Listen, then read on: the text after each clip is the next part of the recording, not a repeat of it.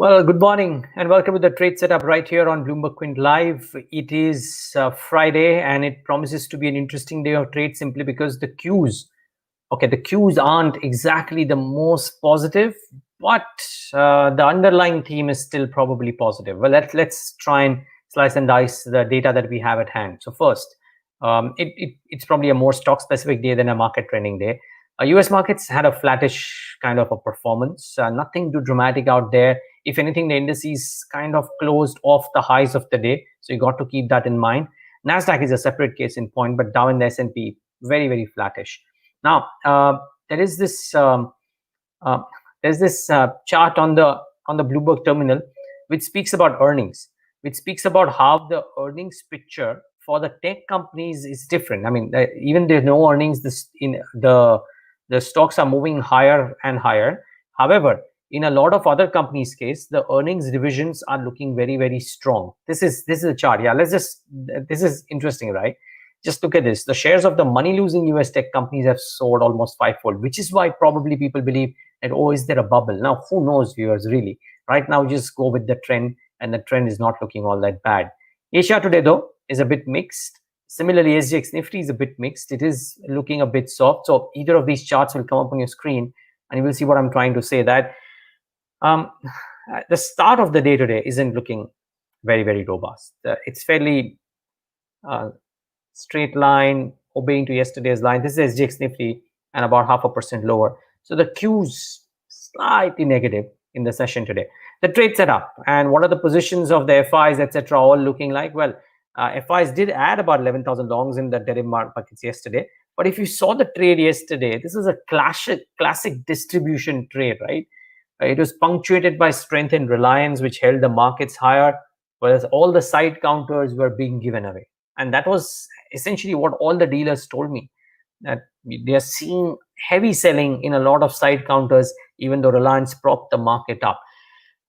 And I think the nature of the market today, and probably the near term, would be that earnings driven upsides would be there, as you would probably see in JK Tyres today. But leverage longs elsewhere are very unadvisable. And as, for example, as strong commodities are looking like, for people who went long on Tata Steel at 710, 715, the last 4 days have been really phased out by the kind of cuts that have come in. So leverage longs are probably a bit difficult right now.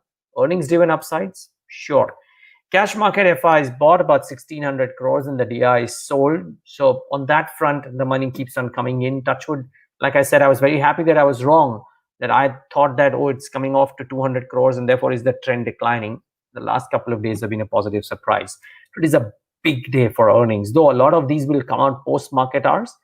In fact, probably most of them will come out post-market hours. So Reliance, HDFC Life, JSW Steel, we know will come out post-market hours. JSW Steel might just come in at the fag end, I don't know. SBI Life will be the one that might come in during markets. But the non-indexed ones again today, a fairly interesting set of companies. Says Century, Compton Greaves Consumer Electricals had a big bang day yesterday after Havells numbers. Could be interesting to see what they deliver. Indian Bank, they want to raise some money as well. Should be an interesting quarter for them. Ramkrishna Forging, simply because of the uptick that we've seen in autos. Yes Bank and Oberoi Realty. Well, Yes Bank, the rumor mills are that the numbers could be strong.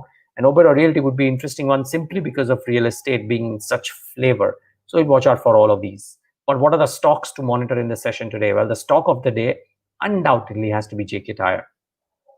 Tyres are in a really good spot, but just look at the delivery from JK Tyres and look at the commentary. I'll dwell on both for a bit.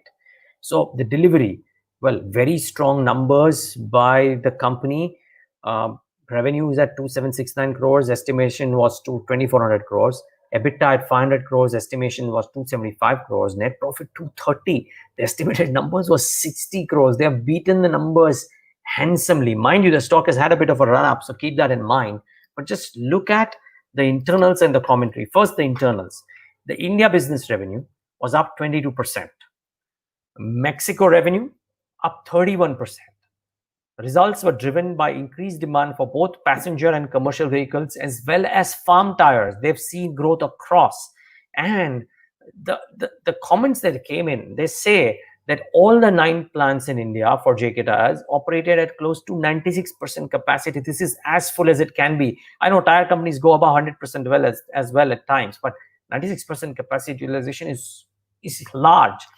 At the three plants of the subsidiary Cavendish, 95%. They foresee sustained sales and profitability during the coming period. This is as strong a performance and commentary that can be. Now, you can argue that the stock has run up. From whatever little I remember, all through, JK Tyre trades at a substantial discount to the other peers. I think MRF and Apollo, and then CEAT, and then JK in that order. Typically, that's how it works. So JK trades at a substantial discount and has come out with a splendid set of numbers. I wouldn't be surprised if, despite the fact that it has had a bit of a run up, there should be a bit of a reaction for this kind of commentary that the management has given. Strong show, arguably the stock of the day. The other stocks, Cyient, I thought left a bit to be desired. There was a lot of expectation from Cyient after what some of the other mid-cap IT companies did. Revenues were not bad. 4% growth is very decent on a quarter-on-quarter basis. EBIT expanded 3%, margins up 11%, net profit up about 14%. So all of those were good. They've retained the FY21 guidance of a double-digit decline in revenues. They are trying out a new methodology, etc., and which is why this decline for FY21 revenues at large. So good reportage. Maybe some of the other companies have been stronger. Difficult to say how Cyient could do, considering how some of the others have done after their numbers. Maybe Cyient may not do the same, but let's wait and watch. Aavas Financiers is the other one. I thought a strong quarter. NI up 34%, net profit up 26%. Disbursements up 15% quarter on quarter. The collection efficiency for the month of December at 98%. Almost couldn't find a fault with Aavas. So interesting to see. Lastly, viewers, I've brought out the two con call details from two companies, both of which came out numbers during market hours yesterday, but important to bring out. So one is Asian Paints, and you will hear the management today. Amit Singhal will speak to us and we'll broadcast the revenue at, I think, 12 o'clock today. But what they have said, I mean, we all know that the volume growth was 30% and the margins and the quarterly profit were highest.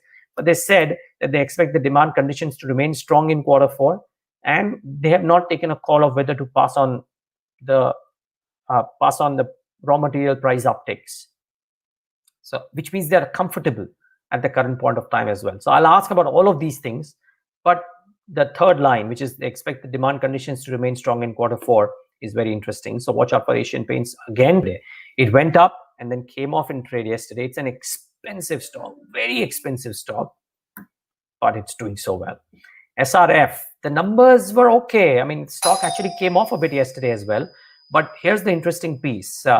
What they have said in the call is that all business segments returned to normal operations. The specialty chemical business did well owing to the strong demand from the overseas market. The fluorochemicals business saw a revival in demand of refrigerants, and the new capacities in Thailand and Hungary aided volume growth, and both the segments witnessed a robust performance. So very strong show by SRF in the con call, if not in the quarter, and therefore it'll be interesting to see what SRF does in trade today. Last but not the least, what stood out for me, and lest you think that I'm a cryptocurrency bug, I'm not, but it's important to show the volatility in Bitcoin, and which is why I bring this up. It's not for the faint-hearted. First, bring up the price movement in Bitcoin, and then the key things that have happened in the last couple of days that lead me to bring this up. So, one, the price of Bitcoin cracked massively. If you just look at the 5-day performance of Bitcoin, it will show you how it declined about 11%. This fall that I'm talking about, it declined about 11%, and therefore trading at close to 30,000 from the highs of 40,000. So, as I said, a 25% decline in a matter of a few days, 4 days or whatever, it shows you, maybe 10 days. And that shows you how volatile this is. And it's not for the faint-hearted. And again, what brings about this volatility? I'll just sum up what's happened in the last 48 hours, if you will. So one, all was hunky-dory, right? But Janet Yellen came out and said that, we need higher regulation for cryptocurrency. Lawmakers curtail the use of Bitcoin because of the use in illicit activities. Imagine what it does to sentiment. Then a report from a company, BitMEX Research, apparently it was unfounded later on, but the report suggested that a critical flaw in double spend had occurred in the Bitcoin blockchain, which means that people could spend the same Bitcoin twice. Now, imagine what that does to sentiment around this, and therefore how difficult it is for normal retail investors to trade and invest in Bitcoin. So please be very careful before you go out and buy into these currencies or buy into these crypto assets without understanding them fully. The good news, of course, from a Bitcoin investor's perspective, is that more and more institutions accept the use of this. Business Insider reports that BlackRock had enabled 2 of its mutual funds to invest in the cryptocurrency market, including Bitcoin particularly. So that good news piece continues, institutional acceptance. But if you're a retail investor, please bear for volatility. That will be the name of the game if you invest in these assets or whatever you call them. Thanks so much for tuning into the trade setup. Watch out for the tire companies, watch out for Asian Paints, and watch out for the big boy Reliance ahead of its numbers today. Thanks so much for tuning in.